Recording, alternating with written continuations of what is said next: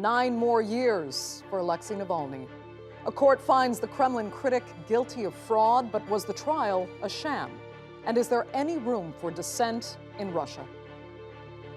I'm Andrea Sankey, and today's newsmaker is Alexey Navalny.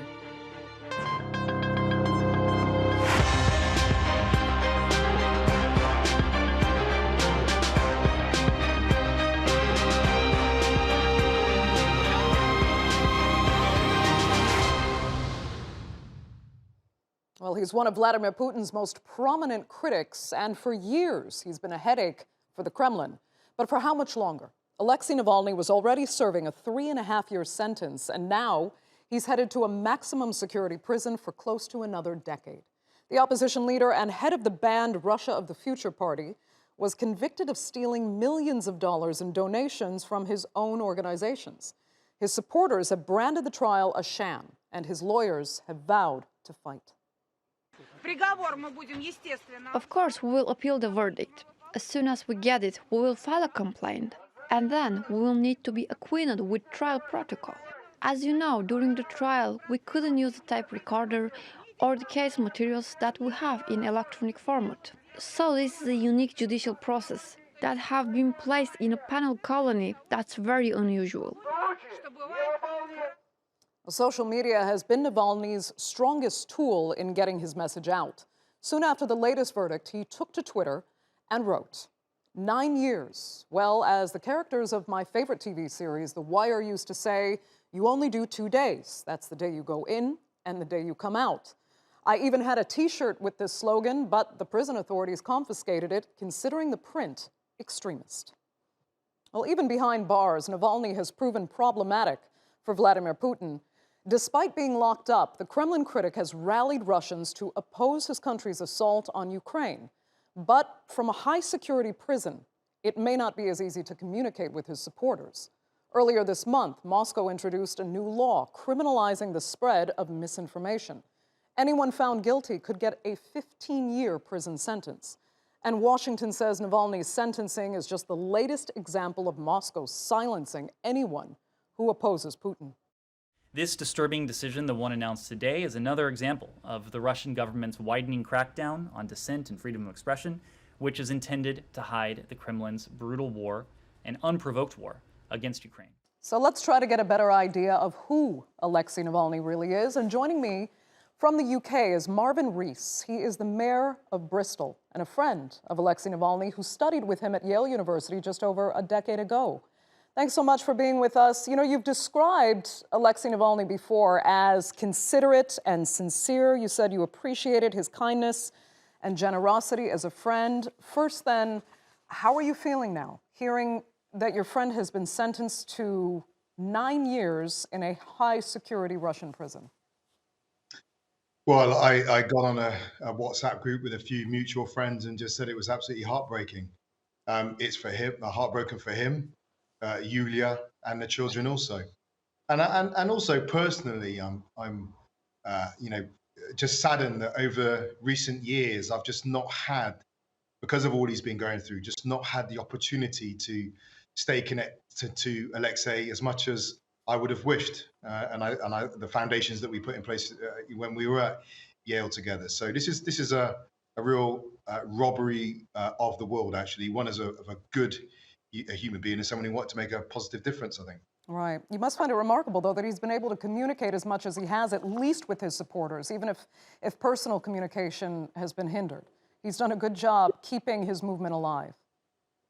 That's right, yeah. And again, in the communications we had with our friends, yesterday, a friend of ours, Mayakul in Lebanon, we were just saying, it's really important that Alexei and Yulia know that they're still remembered, that the struggle they're going through is not invisible to us and to the rest of the world. Right. You and Alexei were selected as Yale World Fellows back in 2010.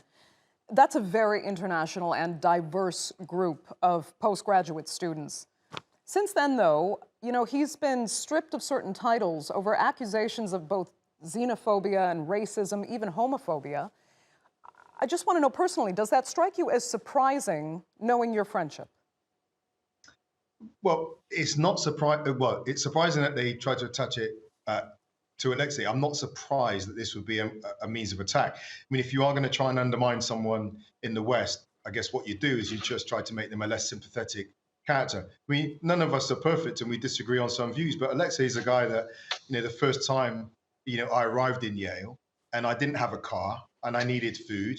He put me in the car and took me shopping, waited outside while I got my food and brought it back to the house. We hung around in the back with our children. We took our children apple picking together.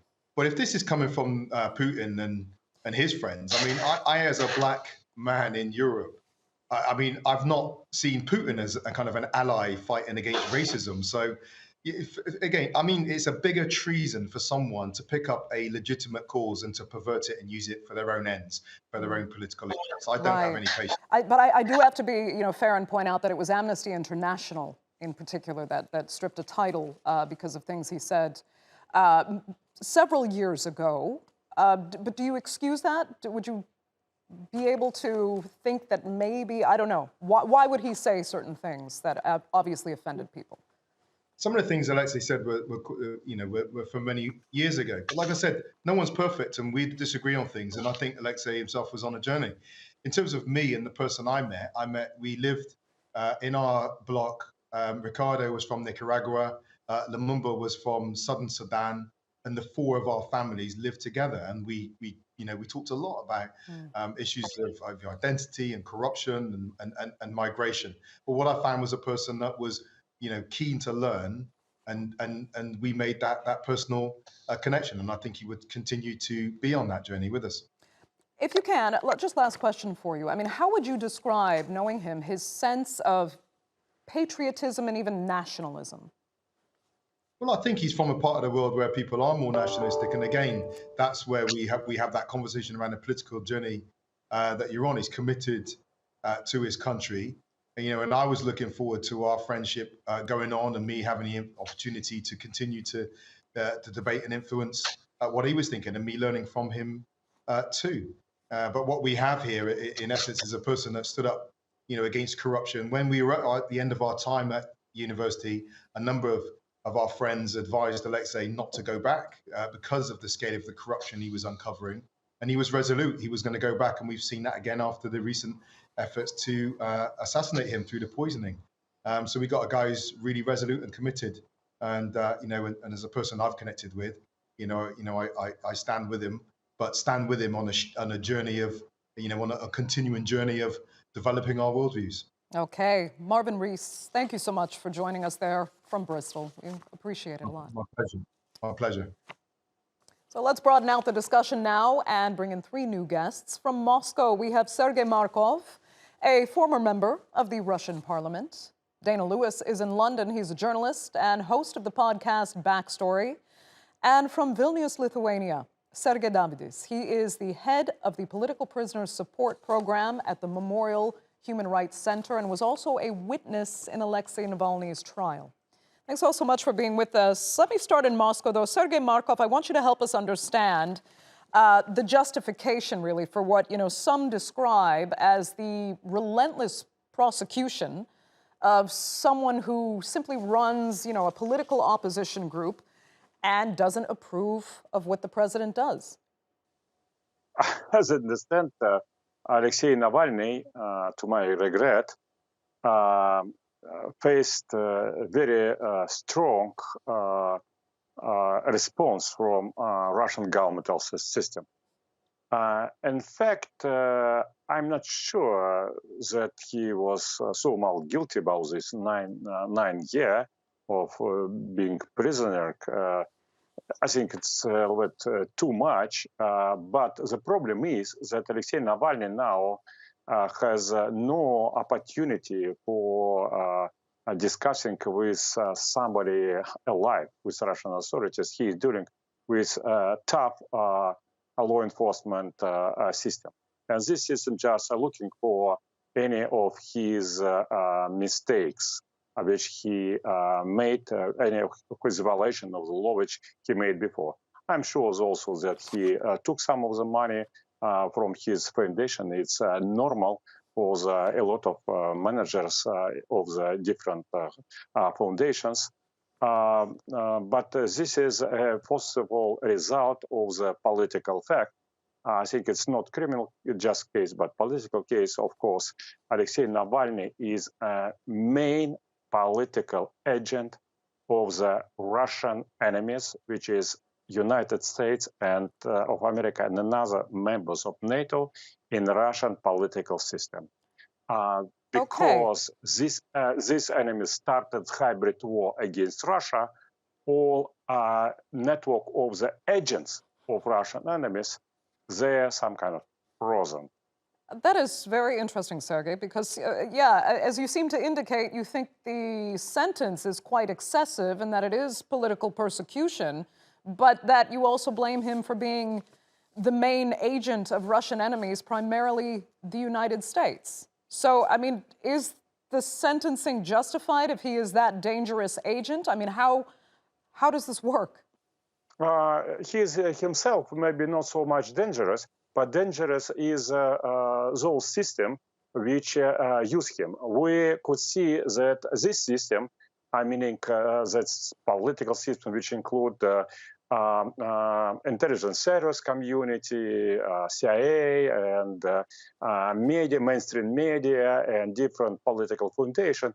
This system is huge, enormous. It's elephant. It's new global elephant of the 21st century, and this elephant is a criminal. This elephant already killed Ukraine. This elephant killed independence of Ukraine. This elephant killed 60,000 people in Ukraine.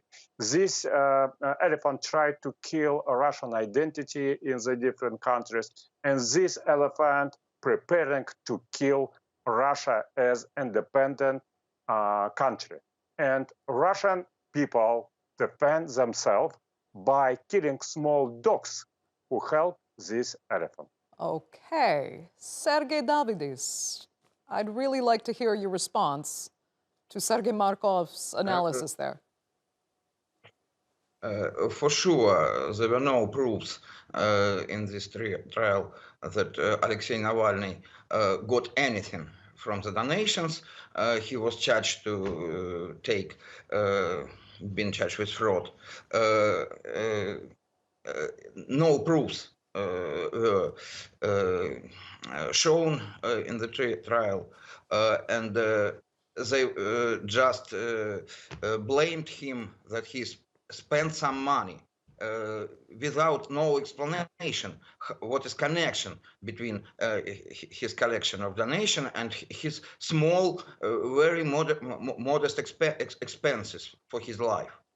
So Mr. Markov was slightly honest, speaking that the reason for sure is not any fraud or any real criminal fault, but he is an enemy of current Russian dictatorship. He is an enemy of the war unleashed by Russian authorities against Ukraine. He was fighting against corruption and dictatorship, and it was the reason why he was prosecuted and deprived of his liberty. Okay. The trial showed very obviously that there are no proofs of any crime committed by Alexey Navalny. And the only fault he has that he is an enemy and the most powerful enemy of Russian state, current Russian state, and not of Russian people for sure. Okay. Let me turn to Dana Lewis. Can I ask question to Sergey? Go ahead. Very simple question. Very simple question. Sergey, can you say me what Vladimir Putin made good during last few years? Good. Vladimir Nothing. Putin. Nothing.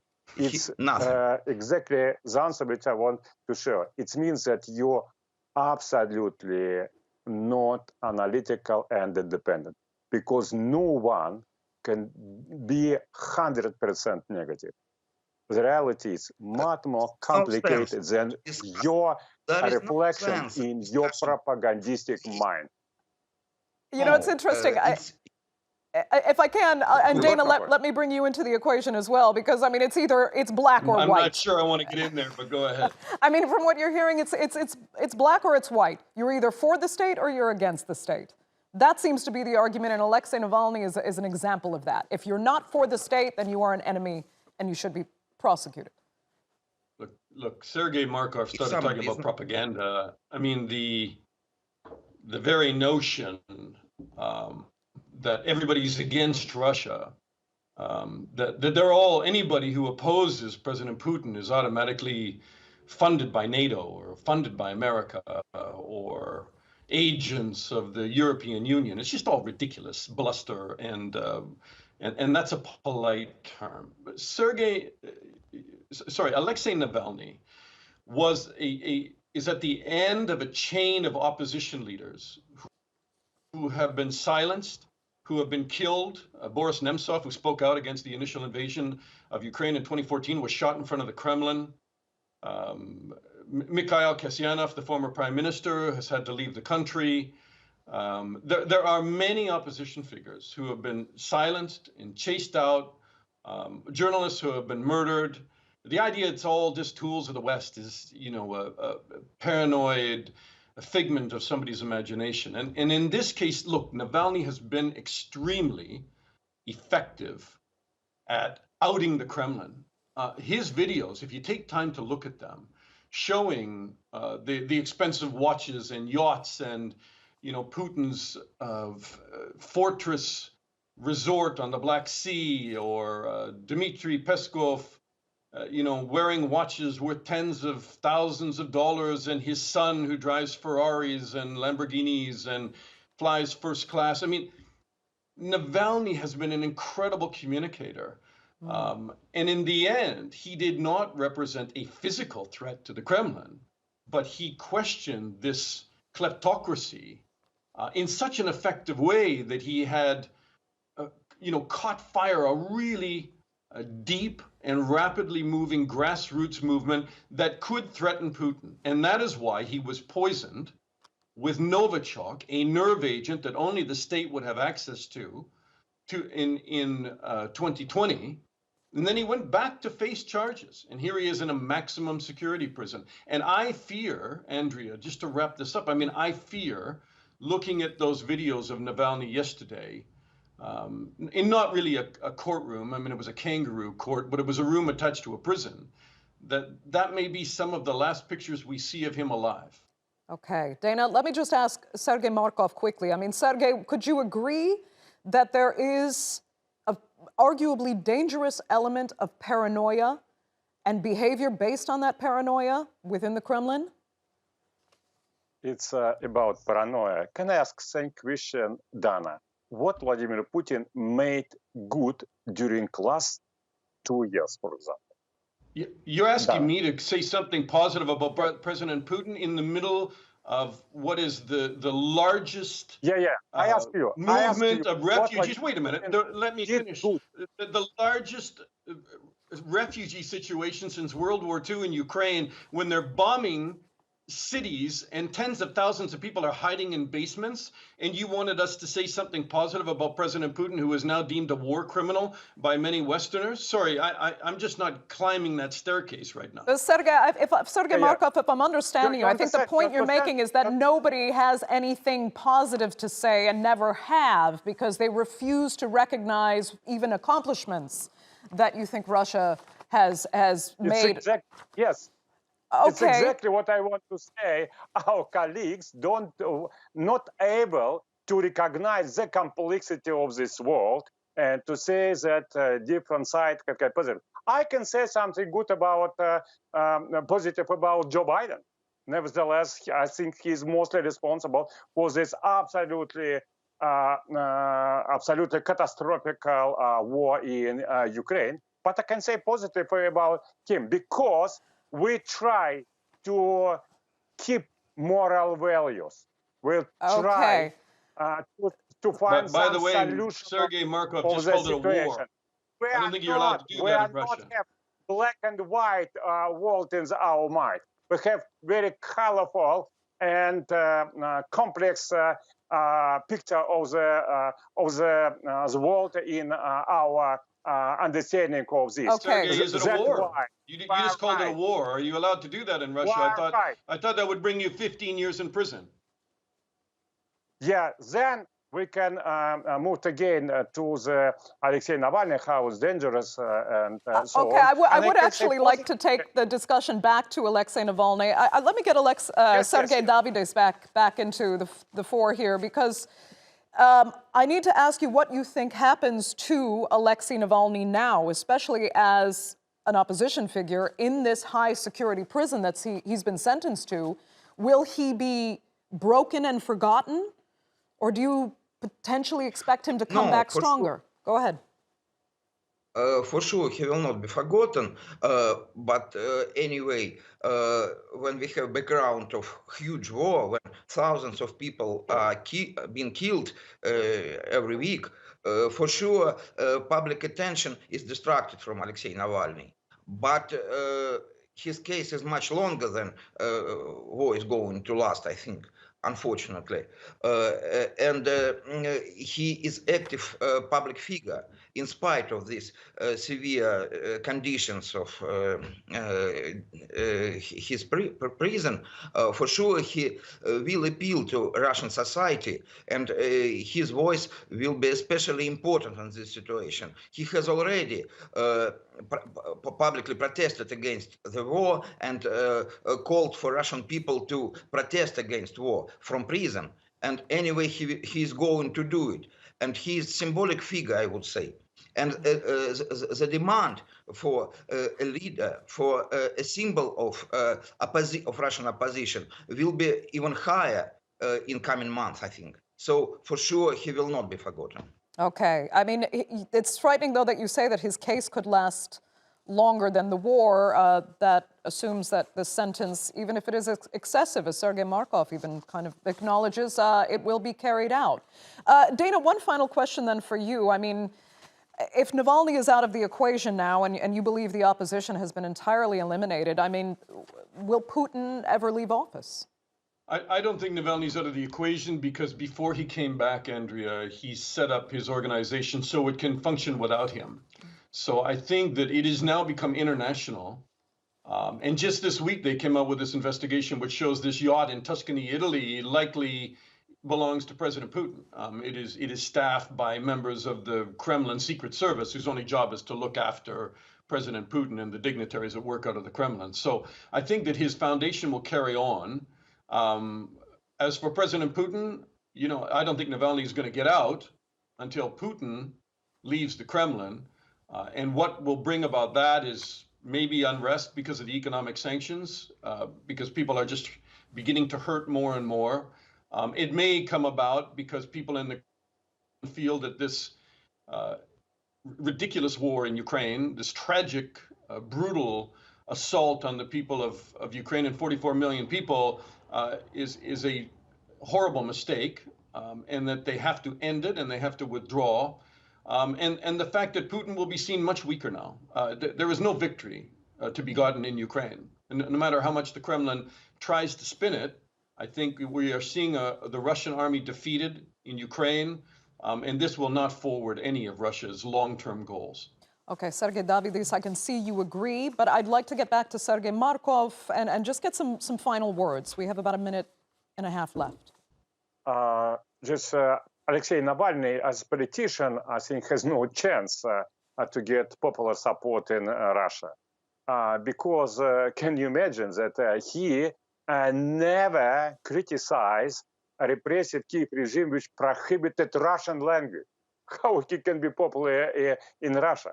Alexei Navalny political position 100% same as political position of the State Department of the United States of America. How these people can be popular in Russia?